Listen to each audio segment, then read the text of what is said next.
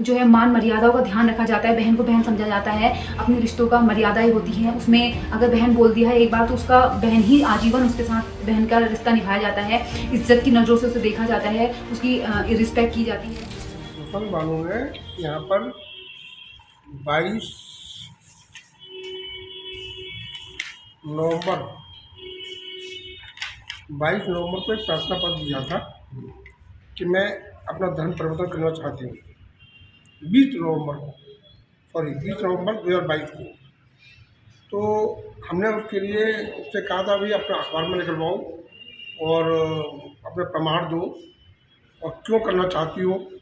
तो उसने अपना बताया कि मुझे वैदिक विधि में जो है बहुत रुचि है और मैं हिंदू मुस्लिम धर्म से बहुत तंग आ चुकी हूँ और महिलाओं की कोई इज्जत नहीं है और सब लालची हैं, इसलिए मैं ये धर्म परिवर्तन करना चाहती हूँ। तो मैंने सारी फॉर्मेलिटीज देखते हुए तो वो जो है अपना पैरों पर खड़ी हुई है, गवर्नमेंट जॉब में है।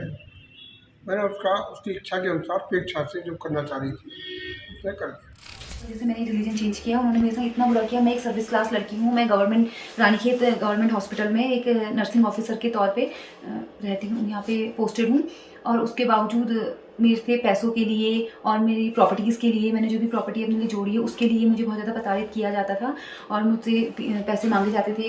जब तक मैं पैसे देती थी तब तक सब सही था। जब मैंने उनको पैसे देने बंद कर दिए क्योंकि मेरे पर लोन आ गया था, मैंने मकान जो ख़रीदा वो लोनिंग में मकान ख़रीदा, उसके बाद मैं नहीं दे पाई तो उन लोगों ने मेरे पर अत्याचार करने शुरू कर दी, मारपीट करी, मुझे इतना मारा कि मेरे नाक मुँह से खून आने लगा। मेरे को हर बार हर चीज़ के लिए टॉर्चर करने लगे। यहाँ जब मैं कमरा में किराए में रहती थी तो यहाँ आके मुझे मारते थे, मुझे बहुत बुरी तरीके से डील करते थे। मेरा अपना भाई साजिद अहमद है, उसका एक बहुत ही हिंसक स्वभाव रहता है हमेशा से, तो उसका बहुत ज़्यादा हिंसक स्वभाव था। तो वो मेरे घर वालों का ये मानना था कि मतलब मैं अपनी प्रॉपर्टी उसके नाम कर दूँ और पैसे जो हैं वो उसको दे दूँ मैं सारे पैसे। तो वो इसलिए वो लोग, और मैं ऐसा नहीं कर पाई क्योंकि मेरी जो प्रॉपर्टी थी वो लोन में बेस्ड थी, बैंक में वो थी, तो मैं रजिस्ट्री उसके नाम नहीं कर सकती थी। ये चीज़ मैंने उनको समझाई, लेकिन उन्होंने उस चीज़ को समझने के बजाय उल्टा मुझ पर अत्याचार करने शुरू कर दिया और इतना ज़्यादा प्रताड़ित किया। और ये चीज़ें मेरे साथ 3 साल से चलती रही। ऊपर से मेरे माँ बाप, मेरे पापा मुझसे ये कहते थे कि हमने पैदा किया हम दफन कर देंगे और हमने पेड़ लगाया फल भी हम खाएंगे, इस तरीके की बातें मुझसे की जाती थी। और जिस वजह से मैं इतनी ज़्यादा परेशान हो गई उन लोगों से, तो मैंने उन लोगों से सारे रिश्ते नाते लीगली तौर पे हटा दिए।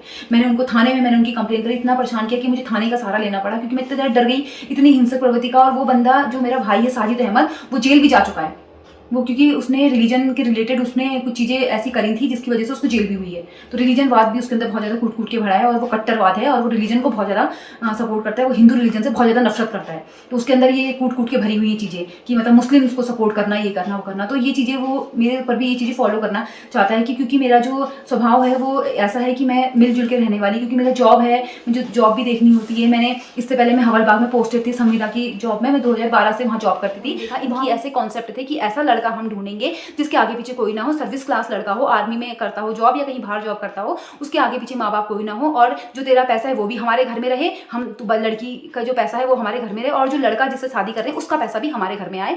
तो ये इनकी इस तरीके के कॉन्सेप्ट और इस तरीके का लड़का ये मेरे लिए ढूंढना चाहते थे। ये कॉन्सेप्ट बसीर अहमद ने मुझे बता रखे थे और ये बसीर अहमद के कॉन्सेप्ट थे। तो इस तरीके का लड़का ये लोग ढूंढते थे मेरे लिए।